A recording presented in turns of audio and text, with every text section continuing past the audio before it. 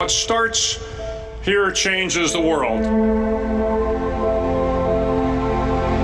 I have a few suggestions that may help you on your way to a better world. And while these lessons were learned during my time in the military, I can assure you that it matters not whether you ever served a day in uniform. It matters not your gender, your ethnic or religious background, your orientation, or your social status. Our struggles in this world are similar, and the lessons to overcome those struggles and to move forward, changing ourselves and changing the world around us, will apply equally to all. So here are the 10 lessons I learned from basic SEAL training that hopefully will be of value to you as you move forward in life. Every morning in SEAL training, my instructors, who at the time were all Vietnam veterans, would show up in my barracks room, and the first thing they'd do was inspect my bed. If you did it right, the corners would be square, the covers would be pulled tight, the pillow centered just under the headboard, and the extra blanket folded neatly at the foot of the rack. It was a simple task, mundane at best, but every morning we were required to make our bed to perfection. It seemed a little ridiculous at the time, particularly in light of the fact that we were aspiring to be real warriors, tough, battle-hardened SEALs. But the wisdom of this simple act has been proven to me many times over. If you make your bed every morning, you will have accomplished the first task of the day. It will give you a small sense of pride, and it will encourage you to do another task, and another, and another. And by the end of the day, that one task completed will have turned into many tasks completed. Making your bed will also reinforce the fact that the little things in life matter. If you can't do the little things right, you'll never be able to do the big things right. And if by chance you have a miserable day, you will come home to a bed that is made, that you made. And a made bed gives you encouragement that tomorrow will be better. So if you want to change the world, start off by making your bed.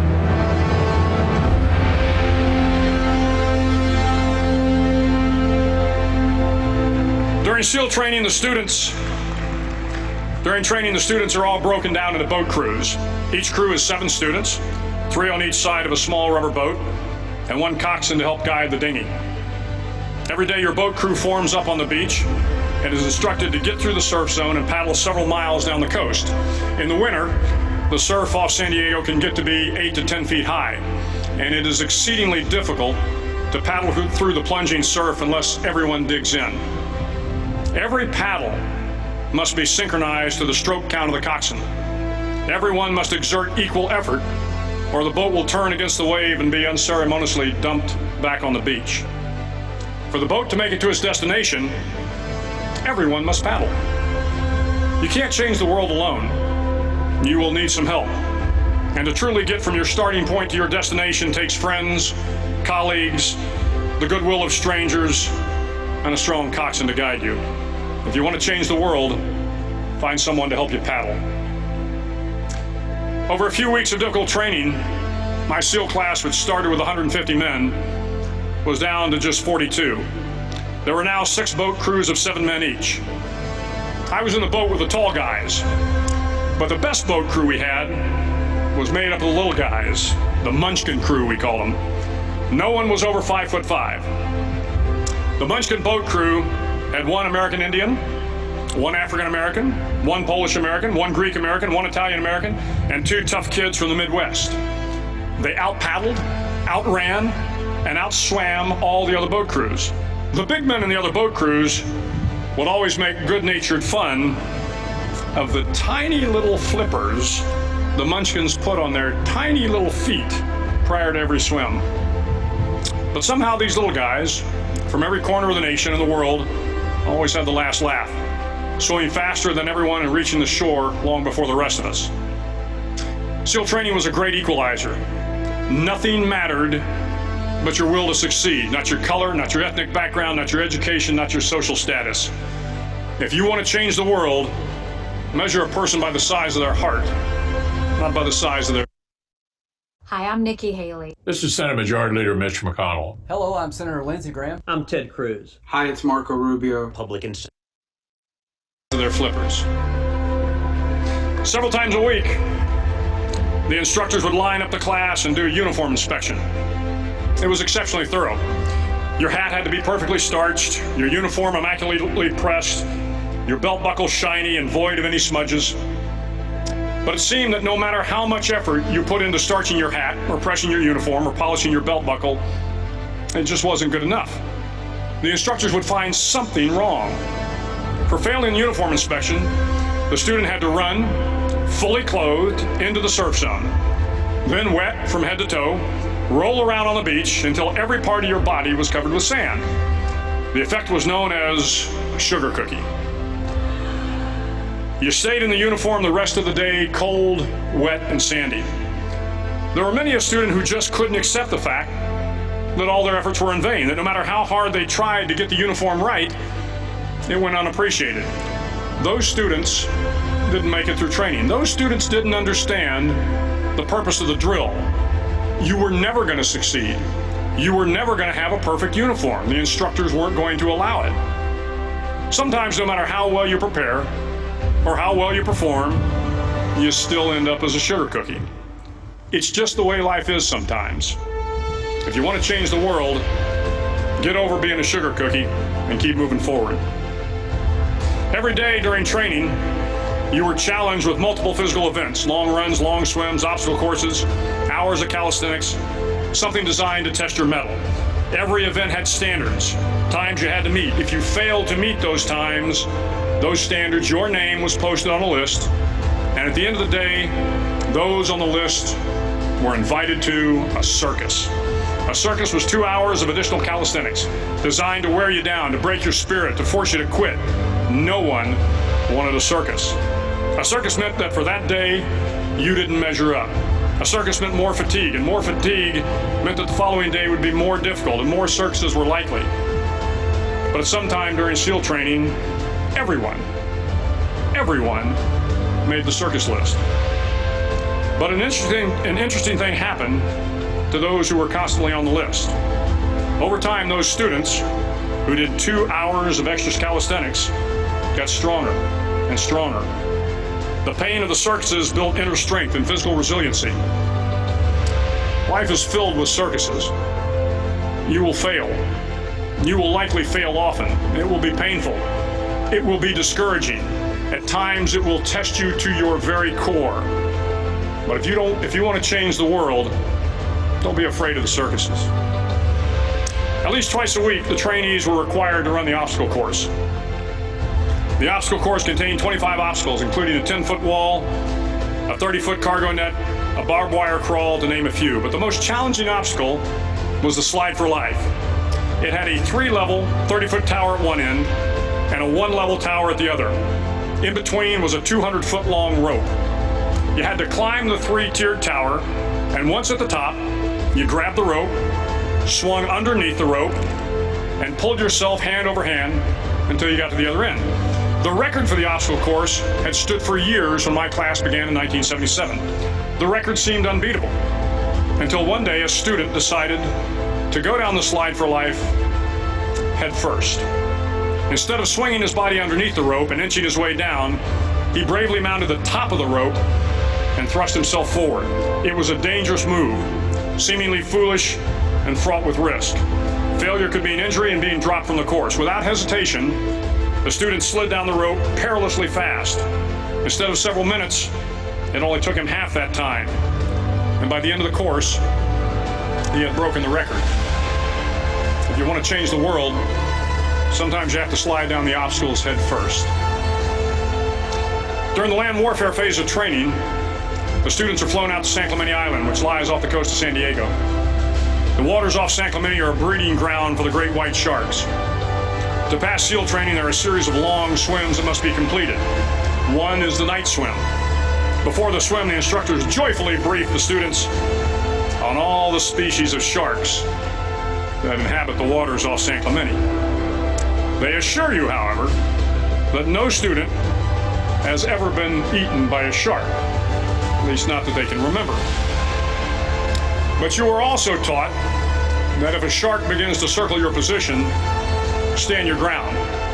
Do not swim away. Do not act afraid. And if the shark hungry for a midnight snack, darts towards you, then summons up all your strength and punch him in the snout, and he will turn and swim away. There are a lot of sharks in the world.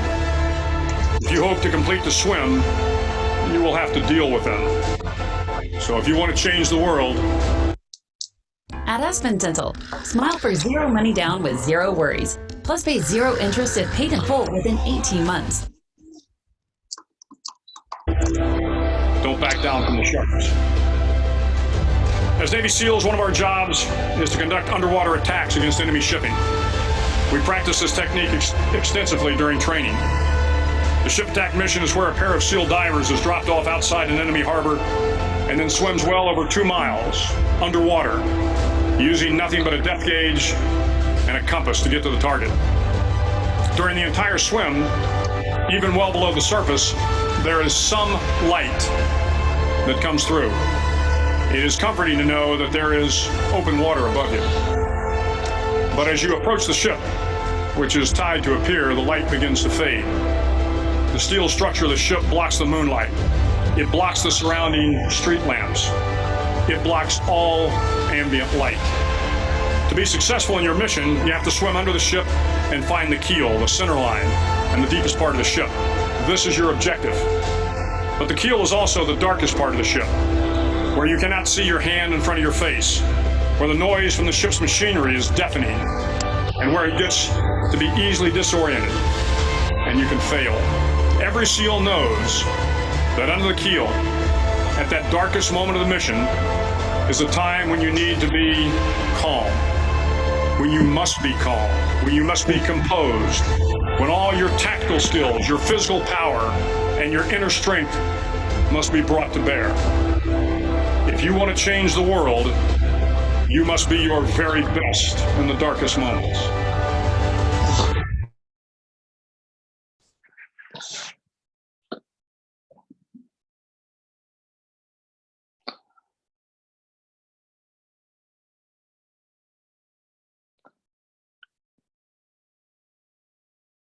Tijuana Sloughs, a swampy patch of terrain where the mud will engulf you. It is on Wednesday of Hell Week that you paddle down to the mud flats and spend the next 15 hours trying to survive the freezing cold, the howling wind, and the incessant pressure to quit from the instructors. As the sun began to set that Wednesday evening, my training class, having committed some egregious infraction of the rules, was ordered into the mud. The mud consumed each man till there was nothing visible but our heads. The instructors told us we could leave the mud if only 5 men would quit. Only 5 men, just 5 men, and we could get out of the oppressive cold. Looking around the mud flat, it was apparent that some students were about to give up. It was still over 8 hours till the sun came up. 8 more hours of bone-chilling cold. The chattering teeth and the shivering moans of the trainees were so loud, it was hard to hear anything. And then one voice began to echo through the night. One voice raised in song. The song was terribly out of tune, but sung with great enthusiasm. One voice became 2, and 2 became 3, and before long, everyone in the class was singing. The instructors threatened us with more time in the mud if we kept up the singing, but the singing persisted, and somehow the mud seemed a little warmer, and the wind a little tamer, and the dawn not so far away.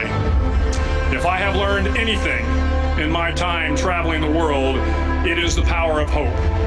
The power of one person, a Washington, a Lincoln, King, Mandela, and even a young girl from Pakistan, Malala.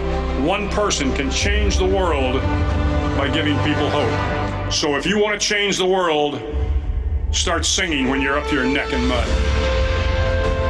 Finally, in SEAL training, there's a bell. A brass bell that hangs in the center of the compound for all the students to see. All you have to do to quit, is ring the bell. Ring the bell, and you no longer have to wake up at 5 o'clock. Ring the bell, and you no longer have to be in the freezing cold swims. Ring the bell, and you no longer have to do the runs, the obstacle course, the PT, and you no longer have to endure the hardships of training. All you have to do is ring the bell to get out. If you want to change the world, don't ever, ever ring the bell. It will not be easy. Start each day with a task completed. Find someone to help you through life. Respect everyone. Know that life is not fair and that you will fail often. But if you take some risks, step up when the times are the toughest, face down the bullies, lift up the downtrodden, and never, ever give up. If you do these things, the next generation and the generations that follow will live in a world far better than the one we have today. And what started here will indeed have changed the world for the better. Thank you very much.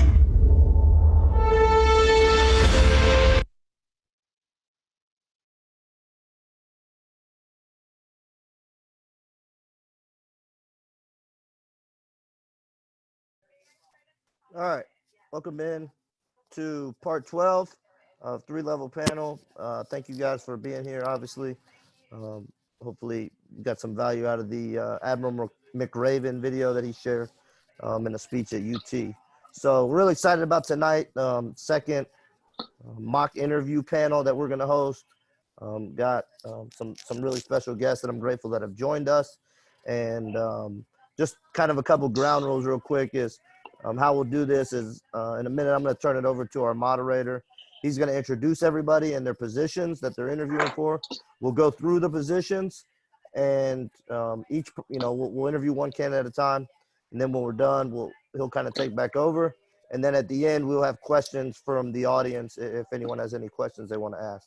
So when we get there, we'll kind of wrap back up. So without further ado, I'm going to turn it over to our moderator for the evening, Jason Charney of Charney Management Group. Jason represents over 50 coaches in the college basketball industry, so a really respected name. So I'm grateful that he's agreed to join us. So I'm going to turn over to him, and I'm going to get out of the way. So Jason Charney. David, thanks so much. Appreciate the invitation and everybody being here this evening. It's quite an act to follow that Admiral. I'm not sure I'm going to kind of live up to that, but we've got an exciting program tonight. First, I want to introduce our two administrators who are going to provide the interviewing and questions for our candidates tonight.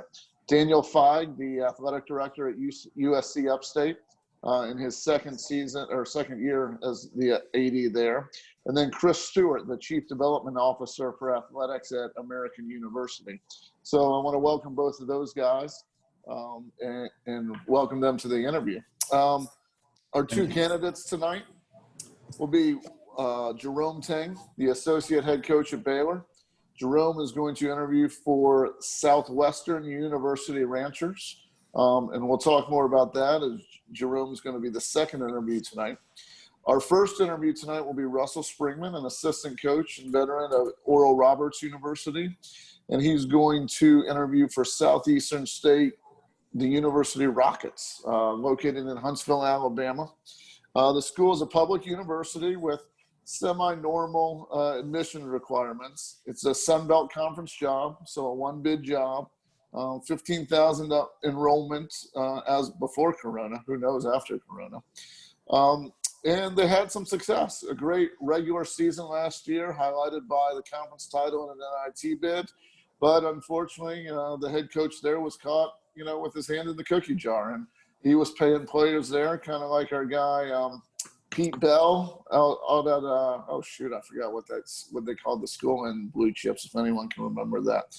But so we're looking for a new coach right now. There's going to be a brand new practice facility coming up in the fall. One of the top 4 jobs or so in the Sun Belt Conference. So, Russell, I want to welcome you and let you know that this is the job that we're looking for you to take advantage of tonight and show us why you're the best guy for the job.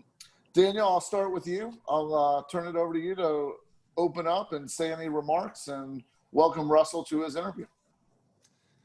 Thank you so much. Thanks, David, Jason, and we look forward to doing this. I did talk to Chris earlier. We're excited. Thanks so much for having us. And I think at least, to make it as worthwhile for everybody, I know we don't have a lot of time.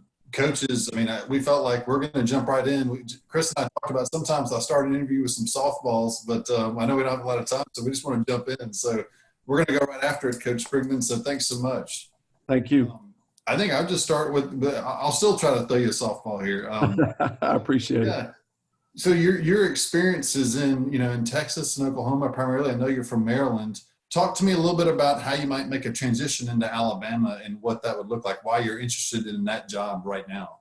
Well, first of all, having the opportunity to work at a place like the University of Texas, I was able to travel across the country, but more importantly, establish relationships all over the country. Had the pleasure of going back to the East Coast and to the South consistently to recruit quality young men to our program at the University of Texas, more so than the other stops that I've made along my coaching career. But I believe in relationships, and I think relationships are universal, not regional. And as long as you're willing to invest in people with time and communication, you can establish relationships that are necessary to build your program. And then in terms of the interest in this particular university, Southeastern, obviously there's been success. You're coming off of a championship season, an NIT bid. Obviously there's support in the community. Had to be money raised to establish a new practice facility 2 years from now. So there's got to be a sense of excitement in the program. I know the previous coach was dismissed as a result of an NCAA investigation. So I definitely think there are things in place there that would allow us to win going forward. Thank you. I guess let me jump right into the next question. That's helpful. You've been really successful the places you've been throughout your career, particularly at Texas, but you've not had an opportunity to be a head coach. What do you anticipate might be the biggest challenge for you as you become a head coach for the first time? I think the biggest challenge is moving from being a suggester to a decision maker. But I believe at this time I've experienced every level. I shouldn't say every level, almost every level of coaching. I've been a high school head coach, so I was running my own program at the age of 22, and very thankful for that experience. Although it wasn't a Division I head coaching opportunity, it was still an opportunity to be a head coach. So you had to do everything from drive vans to wash clothes to raise money to meet with parents and everything in between, in addition to scheduling your practices, developing practice plans, making substitutions, and so on and so on. So I believe I have head coaching experience.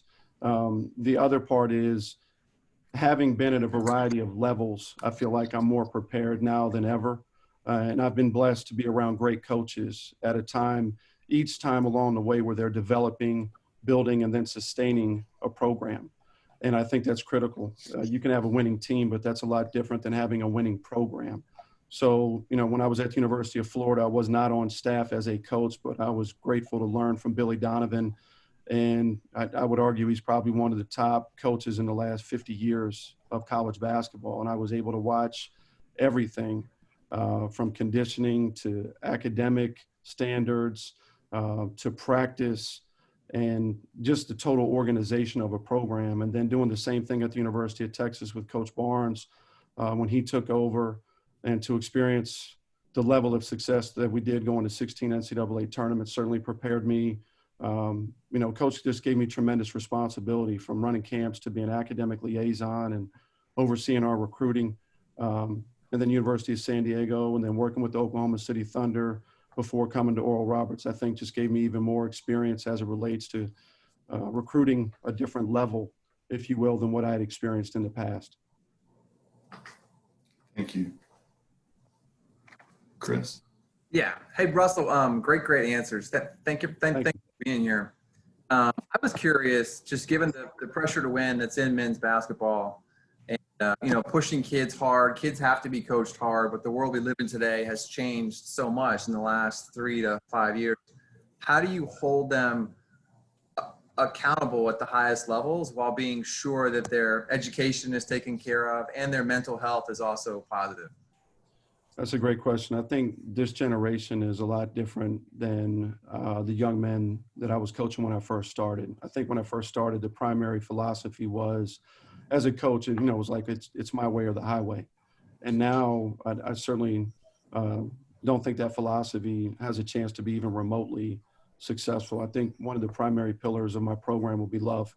I think in order to have a family atmosphere, it's got to be centered on love and service. And I think when you communicate with people, they can know, or they do know, that you care about them as people, and that allows you to hold them to a higher standard. I don't think young people are concerned about what you know until they know that you care about them as people first. And that's a primary pillar in my core values. I think, love and service is critical to total development. But I believe when they know you care, you can actually get more out of them than if you're just coaching a player instead of developing a person.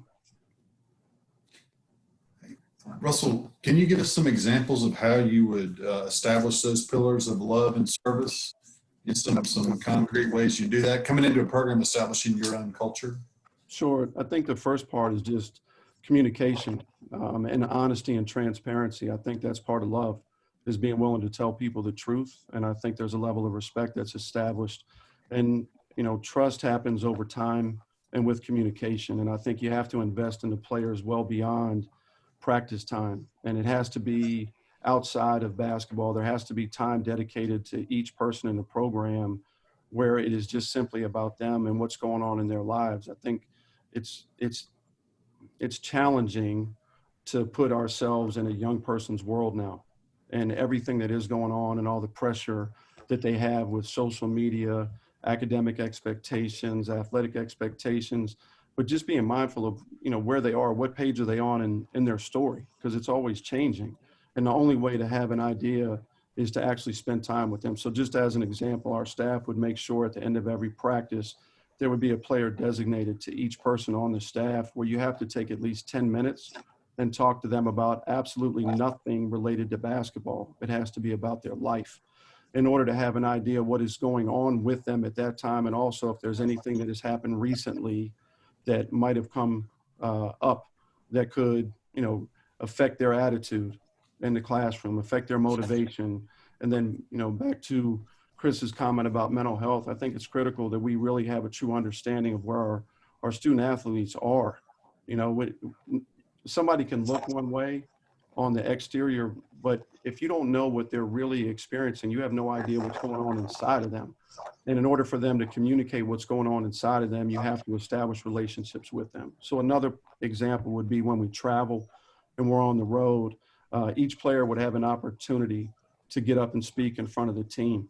And 3 to 5 minutes, nothing too painful. I know young people, public speaking is a challenge most of the time. It's, arguably a number one fear for a lot of young people. But sharing their story so we can all become more connected. I believe vulnerability is also a part of establishing trust. So I hope those two examples give you a better idea of how we would become more connected and serve each other on our team. They do. Thank you. Russ, if you were able to come in, how would you define the success of your program if it went well after the first year, 3 year, 5 year? You kind of walk me through what a successful program would end up looking like for you. I don't know if we'd really be able to determine the success of our program until 5 or 10 years later when we have an idea what young men they've become. And in terms of wins and losses, I wouldn't put a specific number on anything. I think there's always a constant pursuit of excellence. And I think as a coach, we have the responsibility to build on a foundation that parents have established with the young people that we are going to coach. We have to build on that, and we have to help young people learn the habits and to make the choices necessary to be successful in all areas of their lives. So their personal lives, their academic lives, and then as well as their athletic experience during their time at Southeastern State. So in terms of wins and losses, to me, I don't believe in a designated destination. I think there's always a relentless pursuit of excellence, and that's what we would strive for. Obviously, we're going to strive to win championships in order to get into the postseason. One of the goals for our program would certainly be to win a conference championship and then advance in the NCAA tournament. Certainly been done by other schools comparable to our school. And I think you have to aim high. I think the bar has always got to be elevated. But in terms of long-term success, which I think is most important, it would probably take a lot longer than 3 to 5 years to have an idea. Thank you. You're welcome. Russell, you're coming to us here, you're interviewing for the job at a difficult time in our history, coming off our last coach and the investigation we're still under. Talk to me a little bit about, have you thought about how you might recruit with this kind of cloud over us, that being that we're under investigation right now? Yeah, absolutely. I think the first part is just being honest and transparent about who we are as a staff and what our university stands for. And honesty, integrity are at the top of the list. And I think people feel that coming from you when you communicate with them. And I think just letting them know what happened in the past is just that. It's in the past. It's got nothing to do with today, and it certainly has nothing to do with our future. That we're going to operate under the standards that the NCAA has established. We're going to play by the rules. We're going to do everything above board, academically and athletically. There are no shortcuts to success, and we're not willing to take any to win games. So I just think being above board in everything that we do and establishing a standard of excellence that's communicated to everybody that we deal with will let them know that we're going to be full of integrity in everything that we do. Thank you. Russ, what kind of what's your recruiting philosophy, I guess? Are you more apt to go with a high school player you can develop, or are you just trying to acquire the older, more physically talented JUCO transfer type of player, or are you trying to blend those things together, or do you have an overarching philosophy that you'd like to try to implement here? And I think the most important thing is finding a fit for our program, and that starts with character. So finding young men with high character is critical. Also finding young men that are committed to everything that they do, committed to the classroom, committed to themselves in terms of their own development as a player, and then also being committed to their team. Being coachable is another important quality. I think you have to be willing to accept honesty, because there are going to be times where players are going to have to hear what they need to hear, and it might be different than what they want to hear. And then the last part for me is just being competitive. I think you win with competitors, people that are going to be relentless in their pursuit of winning. And if a high school young man fits that profile, then we're going to recruit that individual. If it's a junior college player that fits that profile, then we're going to recruit that individual. If it's a graduate transfer, the same thing. But I think the most important thing is, who are they and what are they about? Because that is going to eventually sustain the program. I think every year can be different based on who you lose, whether it's senior leadership. So at times putting a freshman point guard in a position to absorb the loss of a graduating senior point guard might not be in the best interest of our program, unless it's a freshman that can walk in and play immediately.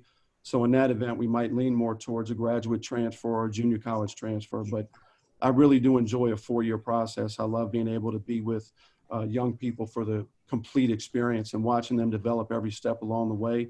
But I also know things have changed. You know, the transfer portal right now is at roughly 1,000 names, and I don't think that's going to change anytime soon. So we have to make sure that we're paying attention to who's in the portal and recruit accordingly. Great, thank you. Thank you. Also, how do you get to some of those traits you were just mentioning? Like, how do you learn those things in such a compressed recruiting window, and knowing that it's really tough to get a kid and you're going up against all these other great Sun Belt schools?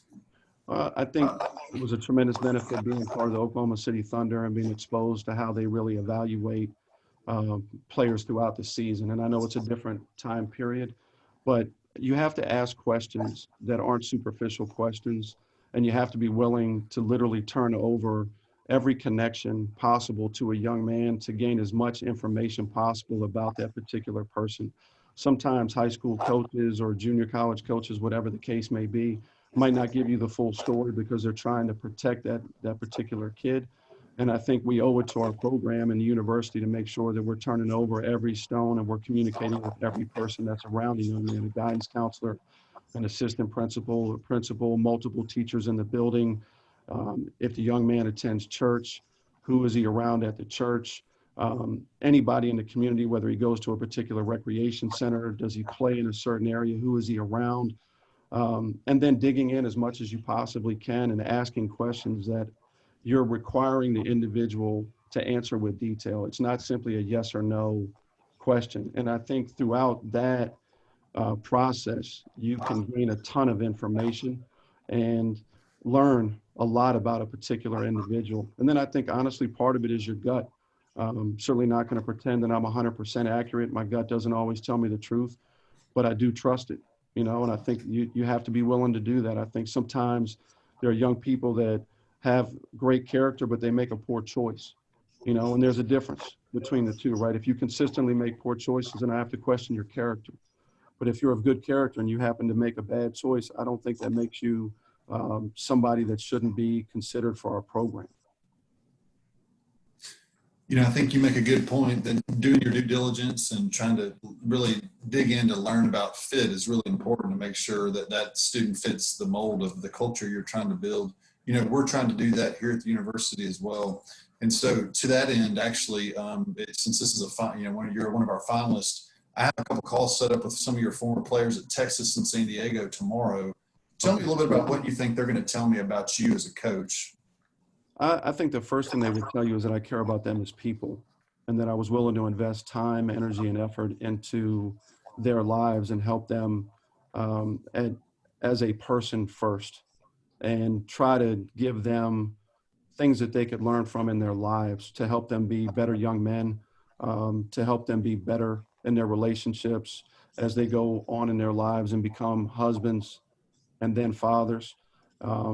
I believe they would tell you I'm very honest and that I'm committed to helping them get better in every area of their life. I believe they would tell you I'm hardworking and dedicated, and that I pay a lot of attention to detail, and I'm very thorough in everything that I do. But I think the number one thing would be that I care about them as people.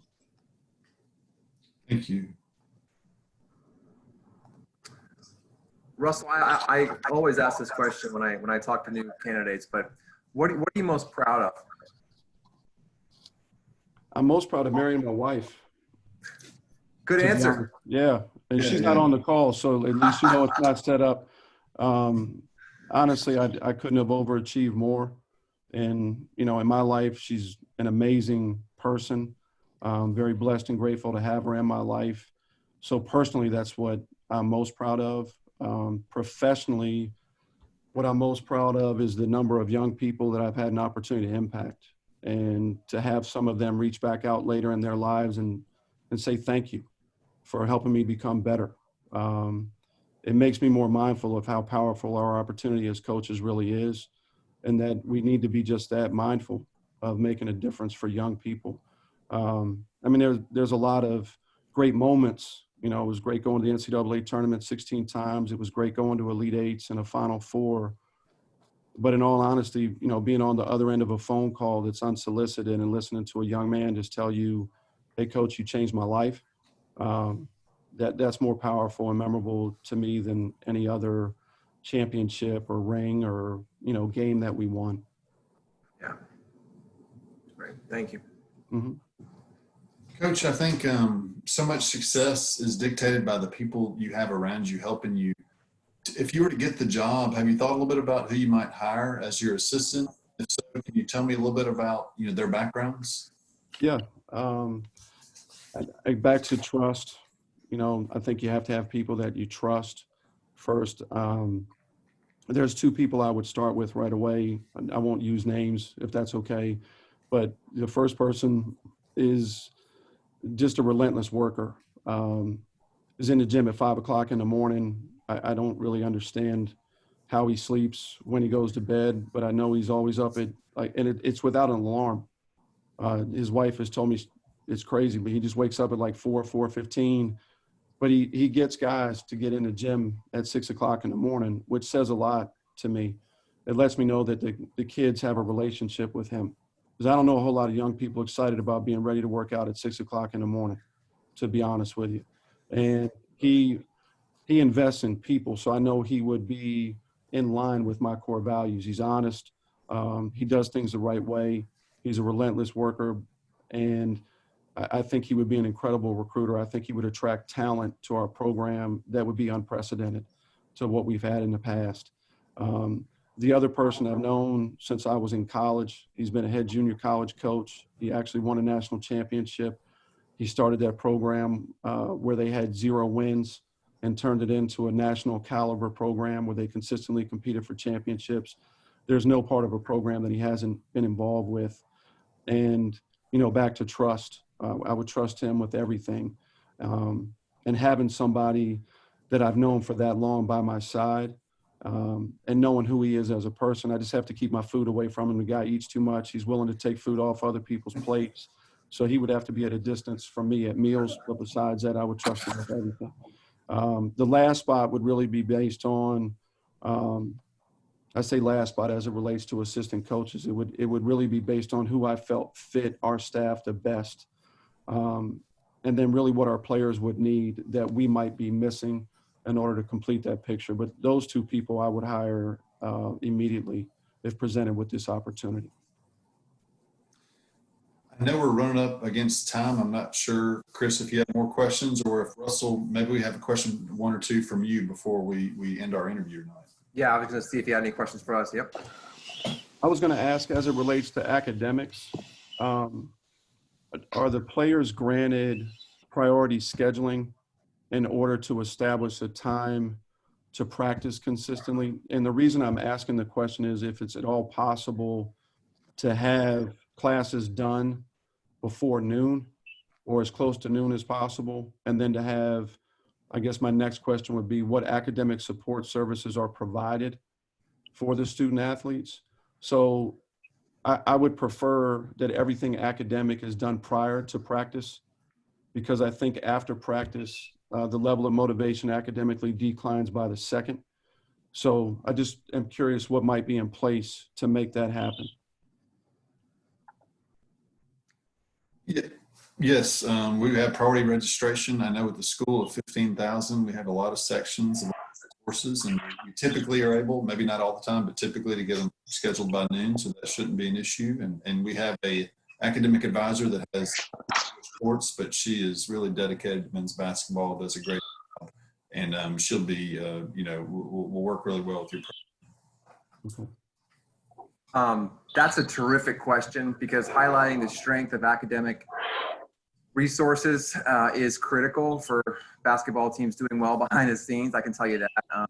We raise a lot of money privately in this area because it really resonates with our donors, because their gifts have a maximum positive impact on the basketball team. And you're so spot on to ask about what that would be structured like in this role, because if you don't have great academic support, it's really difficult to win games. That's a really great question. Thank you. I don't know what just happened to my screen. I'm sorry. You have other questions for us, Coach? What is the setup with study hall? And is it an individual setup or is it a team study hall? And if it currently is a team study hall, would I have the opportunity to change that to try to accommodate the players again during the day as much as possible? Then if they needed additional tutoring or academic support, would it be available in the evening as well? And good question as well. I mean, I think those are good questions, certainly. Very specific, yeah. Background, yeah, specific and all that good stuff. Jason, I don't know what the timing looks like. Are we trying to finish? Are we trying to do minutes? No, I mean, look, I think the questions that you guys have asked and Russell's answers have been great. Russell, did you want to give any kind of closing statement or anything? Or are you satisfied with your interview to this point? I would just like to say thank you for giving me the opportunity to get in front of you all today and to be in this position where I'm a finalist for the job. I'm excited about the opportunity to become the next head coach at Southeastern, and just looking forward to hitting the ground running and getting started on establishing and sustaining a winning program that produces quality young men long after their time at Southeastern is completed. Great, thank you. Russell, I do have to apologize. You were a much better interview than I was as a moderator to begin. And I did not brag on the fact that you're a 20-year plus veteran in the industry with great success at Texas, a couple years at San Diego, time at the Oklahoma City Thunder, and then right now at Oral Roberts, and have had some of the biggest recruits in the country besides your wife, including Kevin Durant and TJ Ford at Texas. And I did want the other people on this call to understand kind of who you are and your background, and I was remiss not to share that at the beginning, so I do apologize for that. But wonderful interview, very articulate, and I know we'll have some feedback towards the end of the thing. Okay, thank you. As we move on to the second part of our presentation tonight, let me introduce Jerome Tang. Jerome is the associate head coach at Baylor University. He's been there for 17 years and has really helped build that program from rock bottom. If you guys remember the scandal, which I think a lot of people on this call probably weren't in college athletics 17 years ago. Prior to that, he was the head coach at Heritage Christian in Texas, 4 state championships. And while at Baylor, 8 NCAA tournaments, 4 Sweet 16s, 2 Elite 8s, and has been an integral part of building Baylor into one of the premier programs, not only in the Big 12, but throughout the entire country. Jerome is interviewing tonight for the Southwestern University Rancher position, based in Oklahoma City, Oklahoma. Similar to Baylor, it's a private faith-based institution, above average admission requirements, and a member of the AAC, which obviously a multi-bid league with Memphis, Cincinnati, South and Central Florida. The previous coach was fired for not being successful, 4 straight years under 500. And in this day and age, ADs make a change when you don't win. The school opened a brand new arena in 2019. Always a blessing for the new coach and a potential curse for the old coach if he's not winning enough. And it's one of the best 5 jobs in the country. Our interviewer panel will still be Daniel and Chris, but I'd like to welcome Jerome Tang to the process this evening. Thank you. Chris, if you'd like to get us started, or Daniel, if you want to get us started. Chris can take it away. Sure. I'll lob out the soft question, which Daniel had earlier, in the sense of why you for this particular job and why this particular school? What resonates for you? Well, first of all, it's an honor to be here and to have an opportunity to interview for this position. Your question about why, this is a pretty easy one. Baylor's the largest Baptist school in the country. It's a private institution in the state of Texas, in the Big 12 conference. Southwestern being a private Christian institution in Oklahoma, it's within my region. Academic are extremely important to me and to my family and at Baylor University. So that just carries over. And then I don't think anybody could spend 5 minutes around me without understanding how important my faith is to me.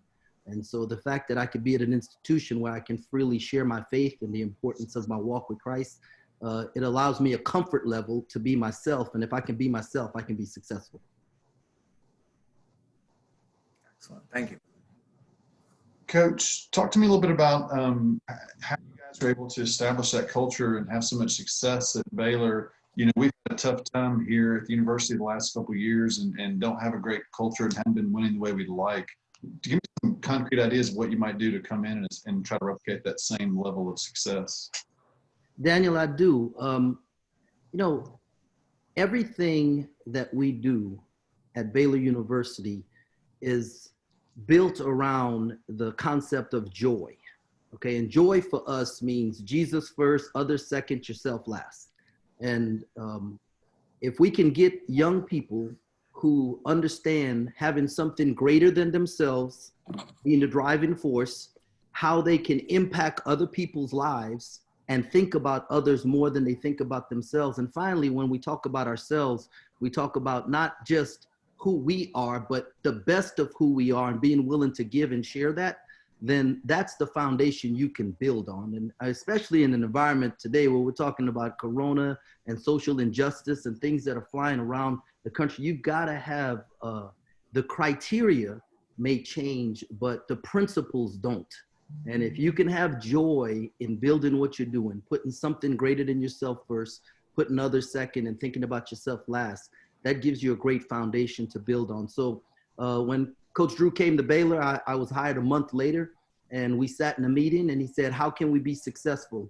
And we talked about the uniqueness of Baylor University, only private Christian school in the Big 12, in a college town. And so we looked for kids that wanted to be in that type of environment. We understood that there were some really good players, but maybe they wanted to be in a big city and play at a school that had 50,000 students.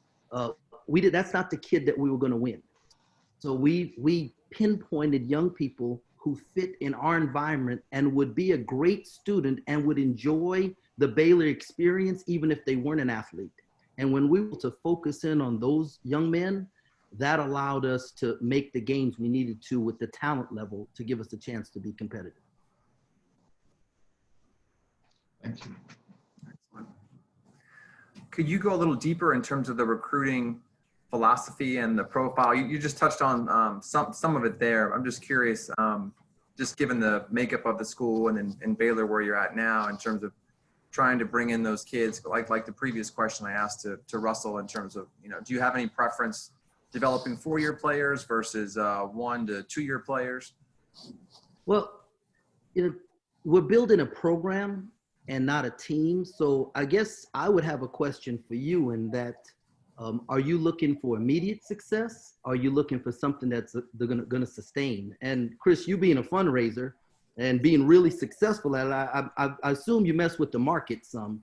And, the guy who's like buying and selling every day, they're not going to have over the long haul, won't have the same gains that the person who puts their money in and then leaves it alone and lets the expert take care of it. And over the course of 10 years, you'll gain more money if you just leave it alone than if you mess with it every day. So my question to you would be, what is it that you're looking for from this? A quick game or build a program? Selfishly, I would want a coach dedicated to that long term, obviously with the backing of the AD and the university president, to give you a long-term contract and to set reasonable expectations, for year 1 through year 5 or 6, whatever the length of that first contract was. So you're absolutely correct. As a fundraiser, our best gifts come from those people most vested in your program. And many times those are alumni student athletes who played 20, 30, 40 years ago, and they had a great student experience and they want to give back to provide an experience like that for the current student athletes. So that's what I'm always looking for, and I'm trying to foster. And the coaches that I work with that do it the best have that type of tenure in their contract status. Obviously, you have to earn that. Everyone wants to win.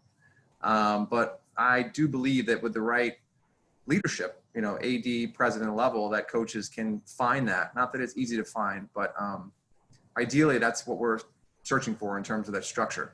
I'm sure Daniel will have thoughts on that too. Well, given the situation we walked into, we were told at Baylor that you didn't have to win for 8 years. Just don't break a rule. Wow. Yeah, just don't break a rule. And what we were able to do was to really take our time and bring in the type of young people and put a program together and not just a team, and not make mistakes. And, they say you might miss on a really good kid and he'll beat you twice a year, maybe. But if you miss and take the wrong kid, he beats you every day. And that's what we want to avoid, is bringing in the young person that's going to beat us every day. And that's why we took a chance on a kid like Torian Prince from San Antonio, Texas, who was rated 25th in the state at the time. And he was willing to come off the bench for 3 years. It didn't start till his senior year and ended up being a lottery pick in the NBA draft. But that happened because Torian allowed us to build a relationship with him. And it started with, the Breakfast Club. So in the mornings, we'd go to breakfast together. And I like to meet with guys away from the basketball court because I yell at them a lot on the basketball court. Okay, and so they have some very difficult but needful experiences with me on the basketball court. So whenever I spend quality time with them, I do it in a happy place. I heard Bernine Brown say this the other day, that if you're gonna have a tough conversation with someone, take them somewhere where they enjoy being. And they've had good experiences with you. So we go eat breakfast and we have pancakes and we try all kind of pancakes and we talk about family traditions. Like, what is it that you wanted? I mean, what is Christmas going to look like for you 10 years from now with your wife and your kids? What is Thanksgiving going to look like?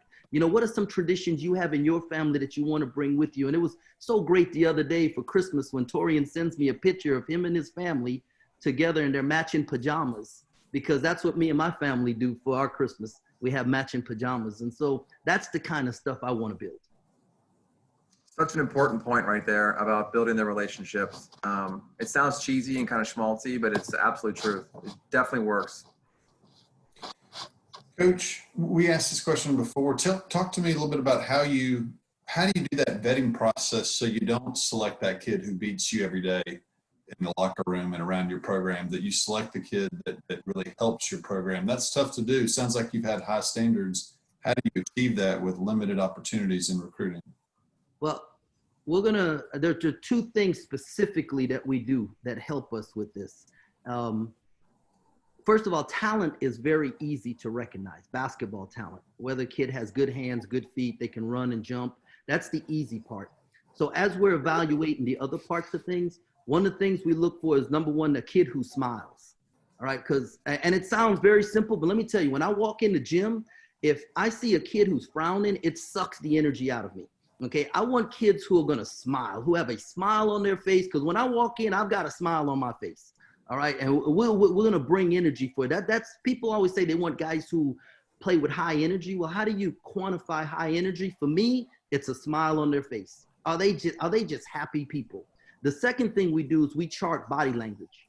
Okay, we chart our guys, how many times they touch each other, how many times they high five, how many times they put their hands underneath, how many times they put palms up, how many times they have a negative response to something that happens. We chart it and we quantify it, and then we come up with an equation for them and say, you have to have this amount of positives compared to this amount of negatives. So when we go out recruiting and we're watching a game in the summertime, or we're watching a high school game, or we're watching a tape, we're not fast forwarding for when the kid is in the game. We're watching him on the bench and seeing how many times he stands up and cheers for his teammates when they make a good play. How do they respond to people? We purposely sit behind the bench to watch how they interact during timeouts. Because those are the things, those intangible things are the things that pay a tangible difference when we step on the court. So we had a young man this year named Obem Okike, and Obem came off the bench. In fact, he barely came off the bench, but he was probably our most valuable player on the team because he had a smile every day at practice. He brought great energy, and he was the voice in the locker room. He would not allow anyone in the locker room to say something that was against what the coaching staff was saying, and kept everybody on the same page. And I think everyone on our team, from our All-American Jared Butler to second team All Big 12 Maceo Teague to Mark Vidal and Davion Mitchell, who were both on the Naismith Award defensive team, all of those guys would tell you Obem was the most important person on our team. Coach, what do you love most about coaching? Oh, man. I love watching young people grow and becoming the best version of themselves. You know, they say the greatest form of flattery is imitation. And when I was a high school coach, for 10 years. And when I was 28, I adopted two young men while I was single. Young fellow named Richard Hurd and Lamar Hurd, they're brothers. And I had the pleasure of being able to raise them. And I got to fly out to Portland to perform Lamar's wedding for him, you know. And so to him, me being his coach was the most important thing to him. For me being his dad was the most important thing to me. But being able to perform his wedding, and when he picked me up at the airport, we got in his car, and I looked at his radio station. And you know, I have those buttons that you press, and 4 of the 5 buttons on his radio are exactly the same buttons that are on my radio. 2 Christian radio station, ESPN, and then there was another contemporary R&B type radio station. And I looked at it, and it just, my heart filled, because you want great leaders duplicate themselves. And that's what I want to do. I want to help duplicate the great things that God has blessed me with in the young men that God puts in my care. That's the best thing about coaching. Thank you. Good answer. Coach, what current coach, it can even be outside of basketball, can you point to and say, that person is the one that if I were the head coach, I would model my program after? I think it'd be like a mixture of several guys. One of my heroes is Tony Dungy. I've read his books, love how he approaches things, his approach. Now, I am not Tony Dungy, okay? I think if you asked our guys, right, like I'm a voice dominant coach. And so I'm very engaged and high energy on the court, okay? But spend a lot of time with them off the court, and it gives me permission to be that high energy, engaging guy on the court. So, but Tony Dungy's approach to being extremely positive and building the whole man is something that I just absolutely love. We had an assistant on our staff by the name of Matthew Driscoll, who's the head coach at North Florida. Just won his third conference championship and was conference coach of the year for the third time. And Coach Driscoll is actually the godfather of my daughter, and him and his wife, Carrie. And the way he coaches, the style of play, the speed with which he lets his team play, the energy that he coaches with, the way he loves his team, how open he is to suggestions, and just his energy and his vibe. I shadowed him every year, when he was with us. He was with us for 6 years. And I'm telling you, if he was back at the office at 10 o'clock at night, I was there with him. If he was going to, like, I didn't drink coffee till when I got to Baylor, and I started drinking coffee because he drank coffee. I hate to run, just to go outside and jog. I think it's like the worst thing in the world. He jogged, so I jogged with him, just to be around and absorb what he had and what he gave. And I saw how he commanded the guys, how he taught with, he was just so precise in his language and very, very clear. And the energy that I saw him have and the bonds he could build with players. So he's the basketball coach I would emulate. Coach Dungy is the personality and the father figure and the husband that I strive to be like. Great, thank you. Coach, let me get a little bit more to a specific question. I think we have all the resources we need to be successful here at the university, but also know that as a department, I think our budget's about half of the average budget in the Big 12 where you're coming from. Talk to me a little bit about some ideas you have about how you might be successful in this budget environment, because I think our budget's probably about half of your operating budget. You know, this is always a funny question for me, and I laugh because you have to remember when we came to Baylor, our budget was 10% of what it is right now. Okay, and so when I tell you that I've been at every level, I may not have moved schools, but I've been at every level. We had a low major budget where we rode buses to air. 5-hour trip, 7-hour, whatever it was, we rode a bus. We had movies. I was actually in charge of the movies, going to get it and stick it in. So, I was for your viewing pleasure, we have Remember the Titans. That's what I'm, so. Gotta have that.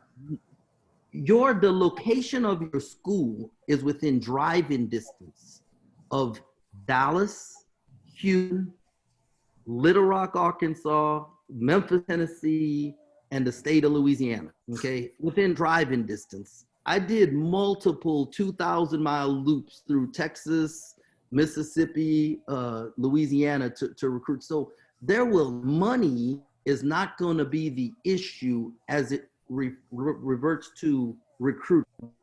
Where money becomes the issue is in travel, okay? And so if it's a bottom line budget, right, instead of a line item budget, and I can move the money so we travel like a high program, we eat and we sleep like a high major program, we'll get everything else taken care of with the rest of the budget. Okay, so if you'll allow me that, and with a guy like Chris, pays $9 million in 2 years for athletics at his last school, he can help us get this. Whatever Chris got those guys to do, those coaches to do, I am willing to do 110% more. Okay, I'm willing to do that to help raise the money that we need to fill everything else in. I just need travel, meals, hotels at a high major level. Okay.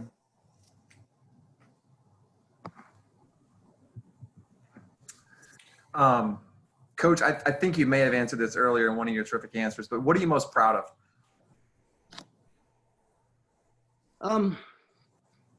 Well, it's not just one thing, but the most important person in my life is my wife. Okay, so when I was 15 years old, I was in church, and a minister got up, an evangelist, and he said, I gave the first 30 years of my life to God, all my time, my energy, and my finances. I told God, when I turn 30, I want you to send me my wife. And then he introduced his wife, and she was drop dead gorgeous. Now, this minister was chubby, bald head, wore glasses. And I thought to myself, man, if God could give that man her, I need to listen to this. So I told God that night, I'll give you the first 30 years of my life, my time, my energy, my finances. When I turn 30, I want you to send me my wife. September 7th, so my birthday is October 7th. September 7th, 1 month before my 30th birthday, I was introduced to my wife. 5 months later, we were engaged. 6 months after that, we were married. We've been married on August 2nd, will be 23 years. Being a husband and a father, and my 2 boys that are older that I adopted, my son who just graduated from high school, and my daughter who's gonna be a junior. Those are the things, that's who I'm most proud of. Thank you. Coach, last question for me. Talk to me a little bit about your staff. If you were to get the job here, have you thought about that? You got people in mind you'd be bringing, and what is their backgrounds? If we had had this conversation 6 months ago, I could have named the people I thought I was going to hire.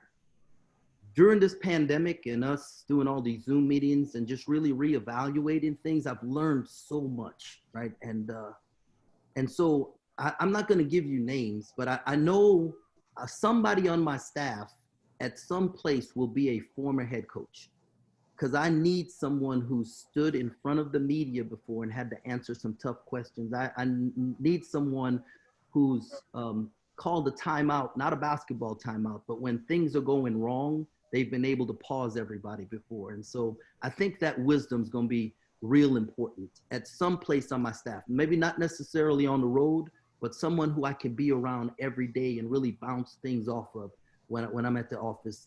I am a high energy, voice dominant coach. Okay. I'm just me and the guys, they hear me all practice. I need some guys on my staff who can go behind and slap them on the butt and put their arms around them and tell them, man, coach loves you. You know he loves you. You're doing all right, man. Just get back in. I need some guys who have that personality and have that demeanor about them that they're gonna help bring me back down when I need to be. I lean towards the defensive side of things. Although when I coach the U.S. Virgin Islands national team, I do the offense. But at Baylor University, I'm in charge of the defense. So I lean towards the defensive side of things. I'm going to need someone on my staff that has an offensive lean, and maybe even an offensive fall over. And because somebody who is just really, really passionate about it. I know what good offense looks like because I know what hurts really good defense. We were ranked 4th in the country this year defensively. So I know what good offense looks like. But I'll need someone who's really passionate about it on that side, the way I'm passionate about the other side. Thank you. Chris, do you have more questions, or should we turn it over to Coach, see if he's got any questions for us? Yeah, I definitely want to open it up, see if Jerome has questions for us, for sure. Yeah, I do. After looking at my resume and understanding my background, what's the biggest red flag that you guys have?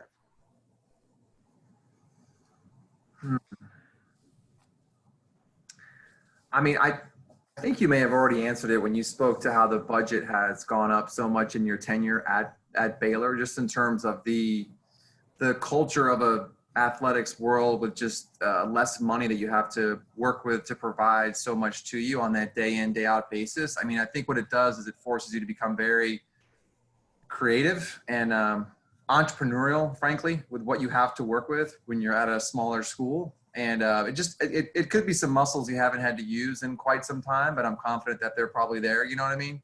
But that was my biggest thing, is just looking at the track record of having been at a place with so much to work with over such a long period of time. Well, I'm really glad that you brought that up, because I was a youth pastor for 8 years, and if you know anything about youth pastors, we can take an offering, all right, and we learn how to take a little and make it spread to a lot. And at Baylor, we've had to do that. We've had to build it every step of the way. I've been involved in fundraising. I helped raise funds for the football stadium, in fact, football practice facility. The guy who made the lead gift on it, we had the last conversation before he made the lead gift. So I'm a team player. I'm not about building a program. I want to build a university. I want to build the whole thing. I want to be able to help in any way. So Chris, when you're out on the road and you need me, I'm going to be there. If you need me on a phone call, I'm going to be there. I want to help build this thing. So raising money and making ends meet will not be an issue, because that's something that I'm well versed at. Gotcha. Thank you.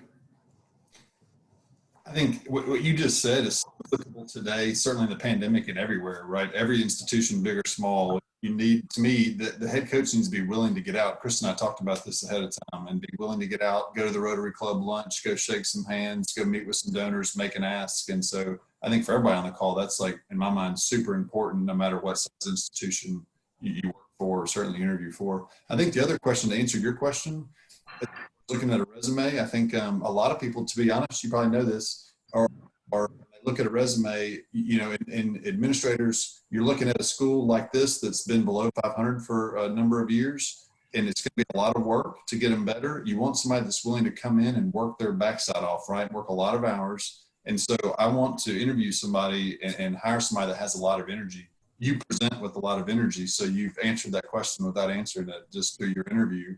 But that's really important. And so you've been coaching, you have quite a great career of experience. And that would have been my biggest question for you, just without having met you, just looking at your resume, was, do you have the energy to be willing to come in there at 5 or 6 a.m. and work your tail off? Because I think that's what it takes coming into a program under 500. I'm a guy who's a routine guy, normally up early in the morning, going for runs or walks with my wife, or bike rides, and long hours have never been an issue. And when you're passionate, people say, do you get tired of this? I never feel like I'm going to work. This is a ministry and a calling, and basketball just happens to be the medium that God's given me to help lead young men in the right direction. And so it's never a job. And so it's never a, Jerome, are you tired? No, I'm not. This whole thing, even what we're going through right now, it just gives me energy, because I think that we can really make a difference in this world. So my last question to each of you is, if I am your head coach at your university, what do you have in place to help us fight the injustice and inequity that's taking place in our country right now? Great question. Yeah, that is a great question, right? I mean, obviously we want to be in a position to provide that support to our students, to let them know, whether it's through programming, that we're here to support them and help amplify their voice. And for our coaches, for our university, we want to be an advocate. Do we have programming in place right now? No. Are we trying to build it? Yes. Are we open to change? Are we open to listening to our students, to our coaches? Yes. And so, I don't have a better answer in terms of like what's right there in the palm of our hand at the moment, other than understand that we're in support of the change, and we're trying to help make the change, and that not just our department, but our universities behind you. Yeah, I would definitely echo that. And I would just say that given the times that we're in, student athletes, all of a sudden, seemingly overnight, even if they're not ready for it, and most of them probably aren't, have a lot more power than they used to have.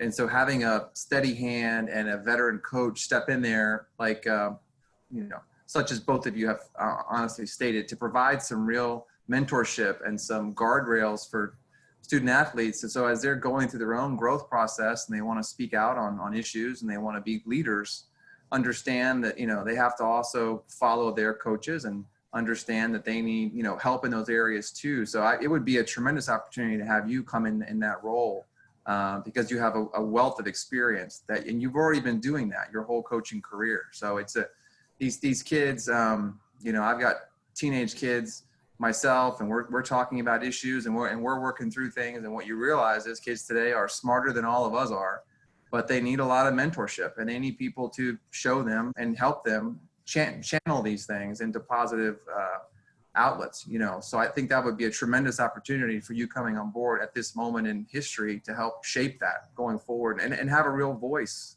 in that process.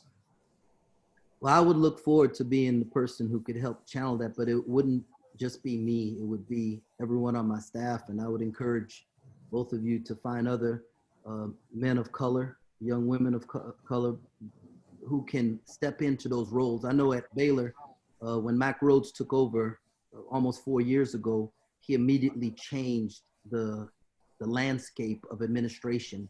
And we have, 2 assistant athletic directors that are Black, and we have 2 female assistant athletic directors, and we have a compliance officer who's a Black young man from Philadelphia, and Chad Jackson's done a great job over there. And so now when our young people walk over, our athletes go to study hall or they walk through the administration building, they see people that look like them, and it just adds a different feel to it. So that's an encouragement to both of you guys, not just for this interview, but moving forward.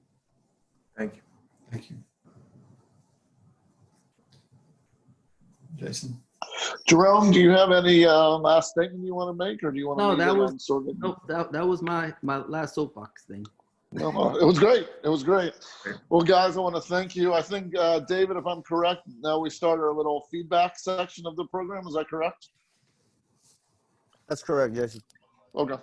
I guess I'll kick it off here and I'll start. Russell, I'll start with you. Number one, your poise and experience comes out right away. The way you articulate your thoughts and your vision is professional, experienced, and wonderful. I really like the part about the pillars of love, trust, and service and communication. I think that was great. You said something that I've had a couple issues with my clients in the past couple of years. Okay. And I think this is a very important point to hammer home, and you said it perfectly, that you have to care about these kids as people before they listen to you or before they care about you coaching them. And I've probably 2 coaches over the last couple of years who have really struggled with that. And the way you articulated that is one of the most important messages I think I've heard anyone say in an interview over the past few months. The question about what does success mean? And your initial answer was, I can't really judge that for 5 to 10 years when I see what kind of men they become. And then you sort of bled into the success of the program. The only thing I would do is, I think in the real world, you're correct. I would just be careful that you don't, second part the winning, right? Because at the end of the day, we all know this is a business. And if you get hired and if you don't win games, it's great that all these kids are doctors and lawyers and professionals and fathers and husbands. If you don't win games, you're not going to be the coach anymore. So I don't want you to forget about that. The other thing I really liked was a good character kid who makes a bad choice can still have a part in your program. A bad character kid is not somebody who should be in your program. I thought that was a great thing to reiterate. And then I thought your question about the academics, but really not just a general bland question about academics, but your purpose of, hey, do we have priority scheduling? Because I want to make sure these kids are waking up fresh in class, taking care of their grades. Then they have the academic support they want. And then when we get to practice, it's all basketball, knowing at 5, 6 o'clock, whatever, they're going to be hungry. They're going to be tired. The last thing they want to do is pop open books and listen to tutors and that stuff. I thought it was a great question, and the way you presented and articulated it was fantastic. Thank you. Daniel and Chris, if you guys want to join in on some of your thoughts on Russell before we get to Jerome. I was blown away by the depth of your answers and the experience that you bring to the table. I mean, you and Jerome are both phenomenal candidates. For me, it was just a pleasure to listen and to learn from your philosophy and how you view things. And for every other coach on the line who's trying to aspire to have a, big time career in this business, I hope that they were taking notes. Because for me, I definitely learned a lot, and it was valuable for me. Thank you. Thank you. Yeah, I'll just echo what both of them have said in terms of, I think both of you didn't interview like assistant coaches. You both interviewed as if you've been head coaches and exactly. Levels. And so, but you didn't come across as an assistant coach. So I mean that in the best, absolute best way. You're very thorough. Like there was no question that appeared to catch either one of you off guard. Like you had very thoughtful, thorough answers for all of it. So I was impressed with that. I would echo what Jason said in terms of you have to win the job. And so that one piece about maybe having a little bit more specificity with regard to winning, I probably would echo that. But other than that, I thought it was really, really good and very thorough and I like specific answers, not platitudes, and both of you gave pretty specific answers, and so I think that's helpful. Thank you. Russell, any questions or on the feedback or any final No, thoughts? I appreciate all the feedback. I'm thankful for the opportunity to get better. So thank you all for spending time and helping me get better. I appreciate it. And then Jerome, we'll just jump right into you. I thought you hit it out of the ballpark right away. I mean, I thought you had a great analogy between Baylor and Southwestern University and comparing them at similar schools and similar places, and why your success and experience at Baylor would translate to Southwestern right away. So I thought that was a great start for you. You then sort of bled into the long-term success of building a program versus a quick win. I really like the way, and I think Chris asked the question, I'm not positive. I really like the way that you switch that onto Chris as a question as opposed to just an answer, and talking about what do they want? What is success to them? You sort of echoed Russ's comment in a different way about avoiding the kid who will beat you every day. I thought that was great. The analogy of, hey, we're going to miss kids. Everyone's going to miss kids. But don't get the kid who's going to beat you every day. I really like that. I was really impressed with a couple things, and we don't know each other at all. I was really impressed with two big aspects of you. I was impressed with how good of a storyteller you are, and how quickly, I don't think you had these questions beforehand, but how quickly you adapted to the questions. I thought that question, what coaches would you model your program after, would really stump a lot of people. And you didn't miss a beat, and you had ideas in your head and you articulate them and you use different pieces from different things. That was phenomenal. And then your storytelling about your wife and how you met her in the past year, in the 30 years. I would tell you right now, use your storytelling to get you a job in an interview, because that was off the charts. One question I had is, do you still jog? Not unless I have to. Yeah. The only thing I would tell you is, you asked the question about the red flag. If I looked at your resume, the only not even red flags, the things I would be prepared to answer are, number one, why aren't you a head coach? Why have you been at Baylor for 17 years? Because there are people in this business who start to look at, well, he's been there forever. There must be something I'm missing if nobody else hired him. So be ready for that. And then as you get your first job, and maybe it will be a high major job, who knows how this business changes year to year, but be ready to answer. And you did a good job explaining how Baylor was not a high major job when you guys got there 17 years ago. But be ready to answer how, if you take a mid-major job, your skills and your experiences translate there, and you understand it's not all private planes and four-season hotels and all that kind of stuff. Because I think that's where Power 5, 6 assistants get caught when they interview for high major jobs, not understanding really what they're getting into. But overall, I mean, the storytelling and articulation of your vision and your thoughts was off the charts. And, I think if you want the opportunity, just like Russell, you guys will both be head coaches shortly. Thank you. Thank you. Thank you very much. Hey, Daniel, was about the budget. Yep. What could I have said differently to get my message across, that if I can move it around, I can make it work? What is the language, Chris? Some language I could have used that would have been better. I like the part about, I mean, that makes sense. And I understand exactly what you're saying in terms of move the money to the areas that you want to focus on. And I think most schools wouldn't have an issue with that. I think that some schools, maybe not the school that you're interviewing for, but other ones still might not be able to come through. You said that, hey, as long as I can give them that high major feel of team travel and a couple other areas, then you're fine. Like if the institution at which you're interviewing cannot even afford that, then you might be in trouble, right? If that's your answer during the interview. But other than that, I thought it was really good. And I would echo one thing just for everybody else on the call too, that Jason just mentioned about your answers to some other questions.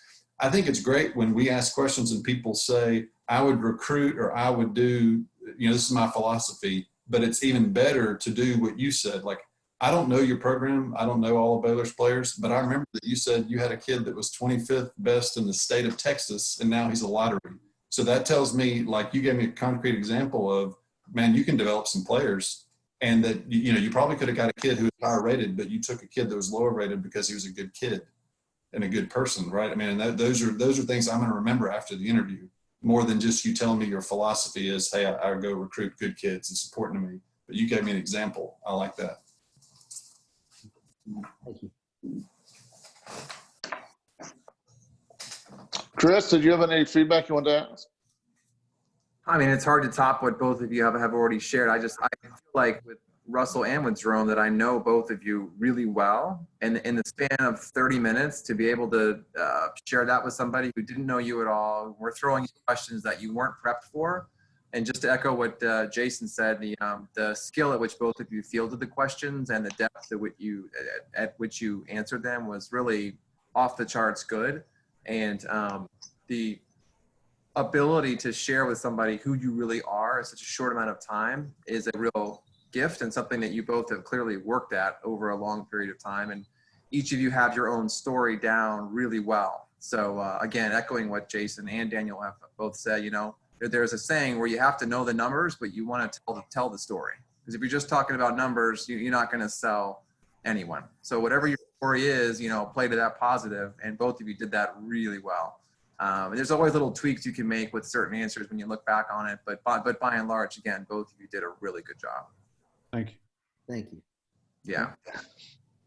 I think at this point, we have a few minutes left. That the format is to open it up to the general public, and if anybody wants to ask a question to either the administrators or either of the candidates or myself, you know, let's go for a few questions here for the next 10 or 15 minutes.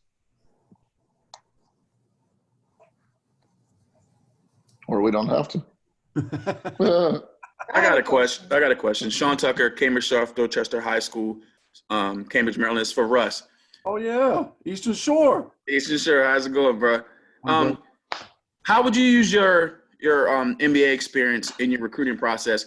How would you use that in a positive way and try to steer the kid, and not saying necessarily that I can get you to the next level, but how would you talk to them about the process that they would need to go through to compete at that next level? I think the best thing to share with the player is whatever feedback you can get from actual decision makers, because I think sometimes kids get bad information, right? And some people are telling the kid all the things that they believe, but they're not making a decision. So the benefit that I would have would be honestly just being able to get information from, you know, general managers or assistant general managers without using their name. Please give me areas of development for this particular player. I'm not going to use your name, but I want to pass on information. So it's not my opinion, it's what they say. And then that way I'm able to give the player or players accurate information on, hey, this is what they see in you that you need to address in order to get where you really want to be. And then I'm happy to help you every way I can to do just that. Appreciate it. Yes, sir. I have a question. And this question is to the administrators. So listening to Jason talk about the question of, after you look at my resume and background, what is the biggest red flag? Is that an inappropriate question to ask, or do you think that it should have been reworded? And then the other part of my question is, do administrators still ask the question of what are your biggest strengths and what are your biggest weaknesses? I think it's a great question. I think it's funny you mentioned that, Coach Jones, because like other people will tell you that I've interviewed with, like it's my biggest pet peeve when people say, what's your biggest strengths and what's your biggest weaknesses, right? Because no matter who you are, I've been asked that question myself on interviews, like what's a good response to my biggest weakness? Like I can't think of one, right? There is no good response to that question. And so, but that being said, it happens all the time in interviews I'm in. So you need to have an answer ready for that. And it needs to be, you know, something like, you know, whatever, you know, you work too hard, you're just in the office too much, you don't have a great work-life balance, whatever it is. It's like, it's still a positive, because I have seen people answer that question with, you know, like I'm not a people person. It's really hard for me to get along with people. well, you know the job, right? I mean, you know, so I think people do ask that. As far as coach's question, yeah, I've never had somebody ask me that question before. Like, what's the biggest red flag with my resume? To me, you might ask that question if you're a finalist, and then I call you back and you didn't get the job. Ask me that question then, right? But like, I would ask it in the middle of the interview. Hey, the reason why, we've been doing all these Zoom stuff, and I've been just listening to people. The reason why I asked the question was, I was coached to ask the question, just from what I've gathered, is that if you had a red flag and like you brought it up, like I thought you'd say lack of head coaching experience, then that would have given me a chance to like answer that question one last time before you left. Because if you make the decision and then I found out you had a red flag and I could have answered it, then I'm, you know, so that's the reason why. And so there might have been a better way to word it. And I'll work on that. But I think, you know, like if you'd said no coaching experience, or Jason's thing was, why haven't you gotten a job yet? I could answer that question and then it would make sense to you before you go make your final decision. And not to start some sort of territorial war, I agree with Jerome.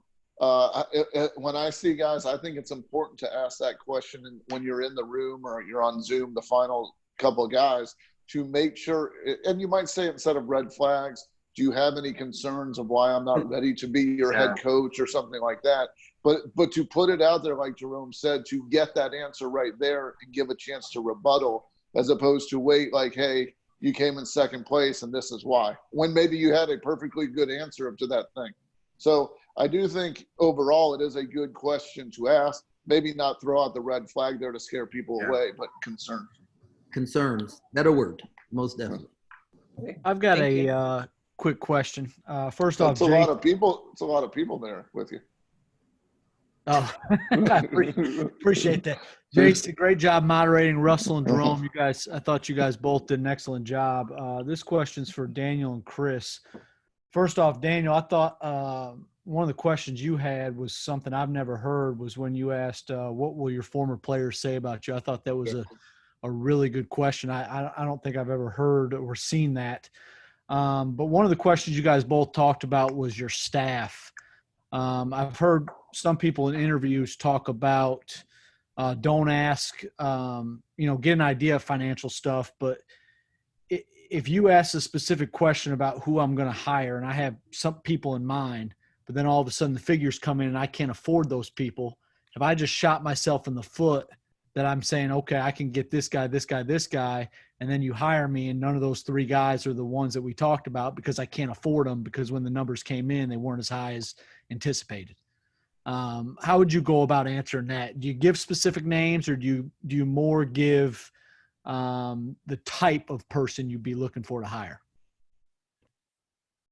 It's that question almost all the time for assistant coaches that have never been a head coach. If you're like a finalist, I wouldn't ask that question early in an interview. Like if you're a finalist, I would ask that question. And I would think that if you are a finalist, you probably have a pretty good idea of what our salary pool was under our last coaching staff. So you go based on that. But if you ask me, I would tell you what the salary pool is if you're a finalist, because I want you to know. But to answer your question, if you thought it was higher than it was or whatever, and so you told me a couple names and it turns out you couldn't afford them, I mean, you hadn't shot yourself in the foot. I hear some people answer that question without giving me names. Sometimes they give me names. I don't really care. I just want to know what type. To me, it's important to know, like, that the coach is self-aware and they know what their strengths and weaknesses are, and that they are willing to go out and say, like, hey, maybe I haven't been a head coach. I'm going to go out and hire a head coach. Or, I've coached at a similar institution, but I've never been, in the Carolinas. So it's important to me. I would hire this guy because he's been in the Carolinas and knows your region really well. So those are the kinds of things I'm looking for, to hear what they're saying in response to that question. Yeah. I mean, usually if you start dropping names of potential coaches, the AD is not going to know who they are anyway. So it's more about that archetype of what type of coach would you be hiring? International coach, regional, there's all types of roles that coaches can obviously fill. So, and in terms of your budget, it is crucial. I mean, some schools don't pay a lot for their assistant coaches. So you have to know what you can actually get within that budget. I mean, for most of Division I, budgets are not huge, and ADs don't want to go over budget, especially now where you're looking at 10, 15% cuts, and it's just a whole different economic world that we're all operating in. So having a head coach who's really sensitive to that and gets that will serve you well. Thank you. Sure. Any other last questions for anybody? Yep, I'll ask Maddox more. For Daniel and Chris, like how important is the basketball specific how to play basketball philosophy once you get down to that last group, especially for guys who don't have head coaching experience? Like, is that a question that you're going to ask them? How important is that, you know, on the list? I know, you know, you asked Tang, you know, who he models his coaching style after, but how important is it for those guys to come in with a specific basketball philosophy? What are you looking for in terms of that? I would tell you that I've seen interviews where we didn't get into that. I've seen other ones where we did.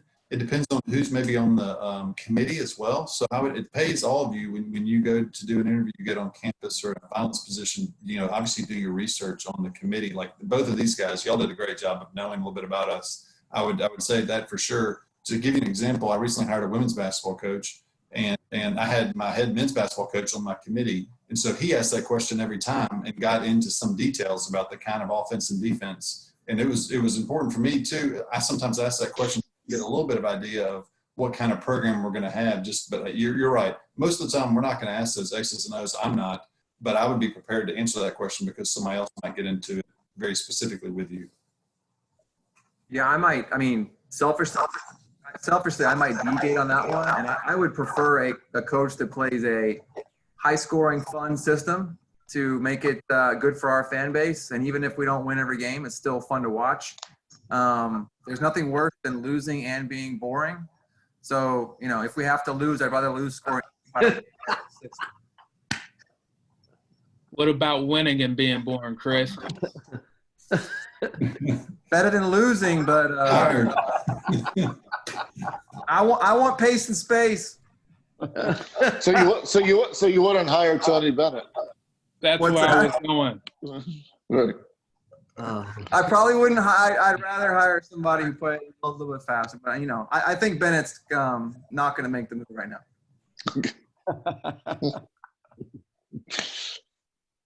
Last question. Anybody out there? I got a question. Dream Down Conference USA champ, North Texas. What's up, Dream? How you doing? How you doing? Good to see you, man. Hey, good to see you. I'm speaking for both Russ and Coach Tang, for guys that's been in this region for so much of their career. What makes administration nervous to hire them in a different region when these guys have recruited at a national level and been successful recruiting people outside of their direct area where they live at? Like, what limits them to being the choice at an institution on the East Coast in Florida that's not in the Texas region? You know, well, I think it depends a little bit, Dream, on you know, the institution that's doing the hiring. And so, like, you know, obviously these are fictional schools, but it sounds like most Sunbelt schools in particular are going to be a little bit more regionally based, right? And so, you know, like I'm looking at Coach Springmann and I know where he's coached, and I know that for this fictional school, probably, y'all correct me if I'm wrong, coaches, but most of the kids that go to school there are probably going to be within a 2 or 3 hour radius. So that are from somewhere nearby that have some familiarity with the school. So it's not that we wouldn't hire him. It's just if I had another finalist that had coached down the street, is from Alabama or what have you, I mean, they're going to be a little bit more, you know, I mean, they have that built-in recruiting already, even though we have another coach who's recruited nationally. If they still hadn't spent years and years right there in Alabama, I mean, it's not, you know, there's something to be lost there. Gotcha. Dude, with that, is ticket sales like part of it, or are you just concerned about being able to? Because, I mean, I don't know about Russ. I've never recruited. I've a little bit Alabama, but there's not a lot of players that come out of Alabama. true. A lot of football players. You know, and you already have like Auburn, Alabama, then, you know, I mean, so you have other schools. So it's like they have to go outside of Alabama to get players. For sure. And again, that's why I didn't mean to interrupt. I'm not saying you wouldn't hire somebody like that. Well, I didn't know. Like his question, I thought more was just regional based. Like for me, obviously, if the school was in Texas or the school you're interviewing for in Oklahoma, you're a great fit, right? Because you've been in the area or whatever. If it was North Dakota or something that, you know, I mean, it just, yeah, You know, one factor. No, that's good. I hear that a lot. I just know that like Scott Drew is from Indiana, and they hired him at Baylor, and he had no Texas ties, no regional ties at all. And I mean, he's the all-time winningest coach in the school history. So sometimes when I hear that, I'm like, I don't, you know. So, but I understand your point. It's a factor. It's a factor that you have to address, because let's say there's a job in Alabama. Let's say UAB. We'll just throw that out there, and you're not comfortable. I shouldn't say not comfortable. You haven't spent a lot of time in that area, but all of a sudden you're going against guys who are SEC assistants. Naturally, administrator search firms are going to give them a leg up because they're in that region. Now, does that mean it's correct? No, because just like Scott's success at Baylor, I think most, if not the Pac-12 at this point, none of those guys were West Coast guys. Sean Miller, Bobby Hurley, Andy Enfield, those, Mick Cronin, those aren't West Coast guys. But it is a bias that administrators and search firms, from my standpoint, go to right away when they're making their initial list or whatever, that you'd have to address or sort of bully your way through. Okay, understand. Yeah. Anybody else? Yes. My name is Coach Anthony McCoy, and I had a question for both interviewing parties, Coach Tang and Coach Russell. After being behind head coaches for so long, how do you keep your identity? How do you keep your coaching identity intact and keep striving forward to be a head coach? Because I'm currently in the process of moving from behind a head coach and going into a head coach's position. I'll go first. Hey, Russ, Anthony, first of all, congratulations on the job. And, you know, Coach Drew and the people that I trust that are in my circle, they've always told me to be myself. And, you know, and so I've been allowed to be myself. And, you know, Coach, from the day I started the job, I treated it like I was the head coach. I didn't treat it like I was an assistant. And which, I mean, decisions that I made, I felt like were in the best interest of the program. And because I was making in the best interest of the program, I felt like I was being a head coach and allowed to be myself. And some examples, like, you know, 6 years ago, I was offered the associate head coaching position, but I turned it down because I didn't want to cause any friction for the rest of the guys on the staff, you know, and understanding staff dynamics that, you know, so, I mean, that was for personally would have been better for me, but it wasn't better for our program. And so those type of things and coach allow me to have those types of opportunity and that type of impact in the program allowed me to keep my identity and keep moving forward, because I knew when the right time came that I would get the spot that God wanted me to have. Anthony, I agree with what Coach Tang said. First of all, congratulations on your new opportunity. And I would just encourage you to be yourself. Your title may change, but you know who you are and how you do it doesn't have to at all. And I think that's oftentimes a mistake that we can make, is when we do shift chairs, whether it's, you know, like Coach Tang's reference, moving up to become an associate head coach. Sometimes people allow a title or, unfortunately, pride to take a front seat. And I would just encourage you, obviously you're doing something really well to be granted that opportunity. And I think the other thing is, you know, as coaches, I think we're all just constantly trying to figure out how do we get better. And again, you have to be doing that to be granted a situation that you're being provided. I just encourage you to continue to do just that, but be who you are. And I just believe everything else is going to take care of itself. Thank you. All right, real last one. Any last questions? I got a question. My name is Jonathan Finkel. So obviously in coaching, we look to hire inside our circles, people that we know. But let's say hypothetically, you decide to take that risk. This is more for Russ and Coach Tang when they become head coaches. Let's say you decide to take that risk to hire outside of your circle. What kind of things that you're going to look for in a person that you don't know that's going to say, I need to hire this guy, whether it be in an interview or just a resume? I think for me personally, I would rely on people that I do trust. If I didn't know you directly, I would lean on people that did know you. I've been blessed to receive opportunities from people that did not know me at all.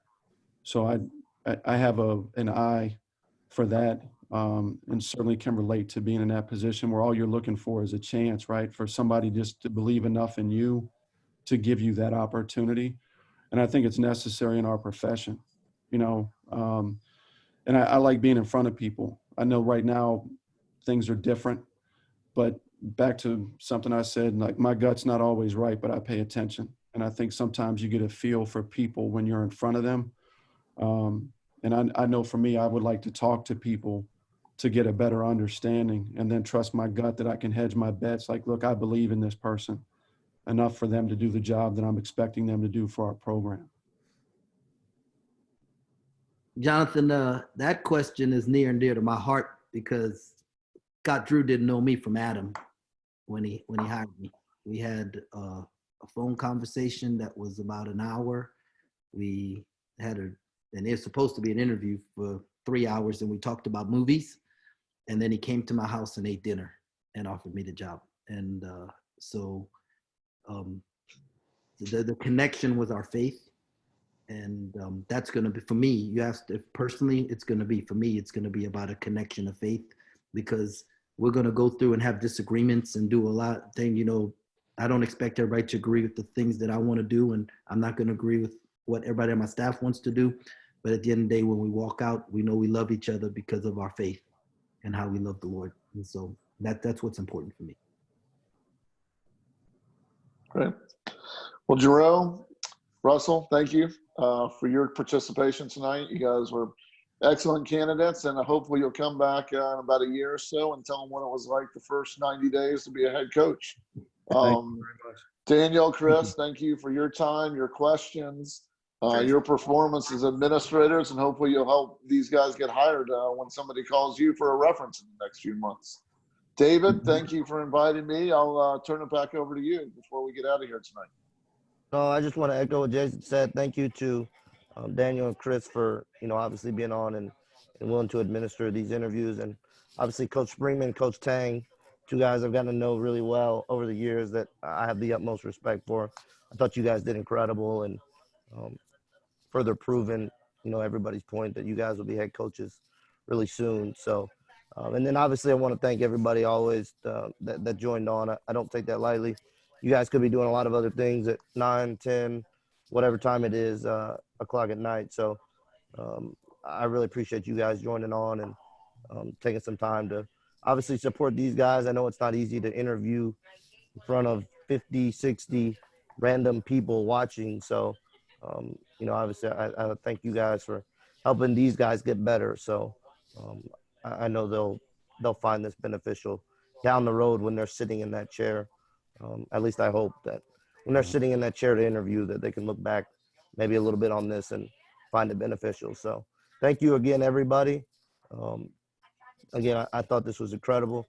Jason, thank you for being on moderating and providing feedback along with everybody. Does anybody have any last words before we? Yeah, are they going to put their contacts in, or like how we can reach out and just say thank you? Yeah, I think Chris did. Okay.